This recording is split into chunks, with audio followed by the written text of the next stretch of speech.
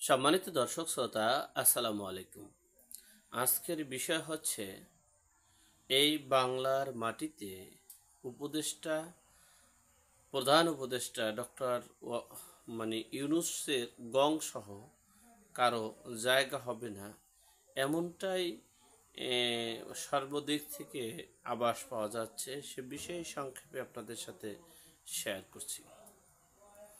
দেখেন, এই দেশ বাংলাদেশ বাংলাদেশ এই আমি যে ভাষায় কথা বলছি, বাংলা ভাষা, এই ভাষা আমরা ছাত্রলীগের নেতৃত্বে পেয়েছি। মাতৃভাষা, মায়ের ভাষা। সেই ছাত্রলীগকে এই ডক্টর ইউনূস ব্যান্ড করেছে। সেখানে বুঝতে পারে নাই, একটা জিনিস মনে রাখবেন, স্বাধীনতা অর্জন করা কঠিন, কিন্তু তার চেয়ে কঠিন স্বাধীনতা রক্ষা করা। এক জায়গায় কোপ দিয়ে কাটা সহজ, কিন্তু সেই জায়গাটা সেই পূর্বের ন্যায় করতে অনেক কষ্ট লাগে। এই একটা সাদা কাগজের স্বাক্ষরের বিনিময়ে এই মাতৃভাষা বাংলা, আমার মায়ের ভাষা, যেই দলটির নেতৃত্বে আন্দোলন সংগ্রাম করে শহীদ হয়েছেন শহীদ রফিক, জব্বার, শফিক সহ আরও অনেকে, সালাম বরকত, অনেকে, যাদের মাধ্যমে আমরা পেয়েছি এই বাংলা ভাষা, সেই সেই ছাত্রলীগকে একটা চিঠির মাধ্যমে, একটা স্বাক্ষরের মাধ্যমে ব্যান্ড করেছে। জানি না সে ব্যান্ডটা কি কাগজেই আছে নাকি বাস্তবে আছে। আর একটা বিষয় হচ্ছে, এই বাংলাদেশ আমরা যে পেয়েছি লাল সবুজের পতাকা, সেই লাল সবুজের পতাকা বাংলাদেশ আওয়ামী লীগের নেতৃত্বে আপামর জনগণ, দল মত নির্বিশেষে, ধর্ম বর্ণ সকলে মিলে ঐক্যবদ্ধ হয়ে 1971 সালের মহান মুক্তিযুদ্ধে অংশগ্রহণ করার মাধ্যমে 30 লক্ষ শহীদের বিনিময়ে 2 লক্ষ মা বোনের সম্মানহানির বিনিময়ে পেয়েছি আমরা এই বাংলাদেশ। সেই স্বাধীনতা, সেই মাটি, সেই বাংলা, সেই লাল সবুজের পতাকা আমরা যেই আওয়ামী লীগের নেতৃত্বে পেয়েছি, সেই আওয়ামী লীগকে নিষিদ্ধ করতে চাচ্ছে, আওয়ামী লীগকে ব্যান্ড করতে চাচ্ছে।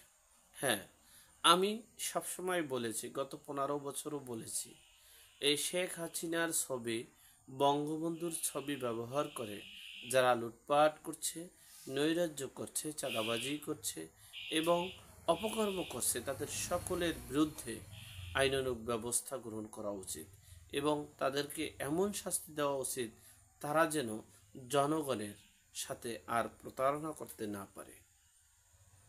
দুঃখের বিষয়, আমরা সেই চিন্তা করে দেখেন, আজকে ব্যক্তি অপরাধের জন্য আওয়ামী লীগকে নিষিদ্ধ করতে চায়। ব্যক্তি অপরাধের জন্য ধরে নিলাম হাসিনা, শেখ হাসিনা অপরাধী, ফ্যাসিস্ট, কিন্তু তার বিচার হবে। কিন্তু 1971 সালের মহান মুক্তিযুদ্ধকে অস্বীকার করা, রিসেট বাটন পুশ করা, এমনকি 7ই মার্চের ঐতিহাসিক ভাষণ দিবসকে বাতিল করা, সংবিধান দিবসকে বাতিল করা, জাতীয় শোক দিবসকে বাতিল করা, এটার মানে হচ্ছে এই দেশটা কোন দিকে ধাবিত হচ্ছে। আর এইগুলো করার কারণে বাংলার জনগণকে প্রতিপক্ষ করেছে ডক্টর মোহাম্মদ ইউনূস সহ এই উপদেষ্টা পরিষদ। এই উপদেষ্টা মণ্ডলীরা দেশের জনগণের কে প্রতিপক্ষ করে তারা আমৃত ক্ষমতায় থাকতে চায়, তারা নির্বাচন দিতে চায় না, তারা এই দেশের মানুষের নির্বিচারে হত্যা, গুম, রাহাজানি সহ এমন কোনো অপরাধ নেই যেগুলো এই অন্তর্বর্তীকালীন সরকারের মাধ্যমে হচ্ছে না। তাহলে আমরা এই অপরাধের, প্রত্যেকটা অপরাধেরই তো শাস্তি হওয়ার কথা। আল্লাহ পাক রব্বুল আলামিন বলেছেন, যেমন কর্ম তেমন ফল। আল্লাহ পাক রব্বুল আলামিন বলেছেন, যে জাতি তার নিজের ভাগ্য পরিবর্তন করে না, আমি আল্লাহ ওই জাতির ভাগ্য পরিবর্তন করি না। আল কোরআন। সুতরাং এই অপকর্মের জন্য তাদের বাংলার মাটিতে কোন স্থান হবে কিনা সে হুমকি ধামকিও দিয়েছেন বাংলাদেশ আওয়ামী লীগ সাবেক মানে সদ্য বিদায়ী প্রধানমন্ত্রী শেখ হাসিনা। এই শেখ হাসিনা বলেছেন যে এই সেন্ট মার্টিন দখল করবে মার্কিন যুক্তরাষ্ট্র সহ বিভিন্ন রাষ্ট্র এবং চীনেরা।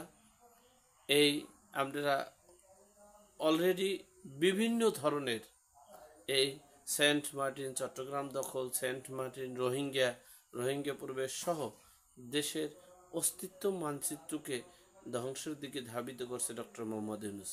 যেটা প্রধানমন্ত্রী শেখ হাসিনা বলেছেন, গত 23 সালেও বলেছেন, 22 সালে 23 সালে বলেছেন যে এই বর্তমান যে পরিস্থিতিগুলো হচ্ছে এই পরিস্থিতিগুলো হবে, আর আমি সেই পরিস্থিতিগুলো হতে দেব না।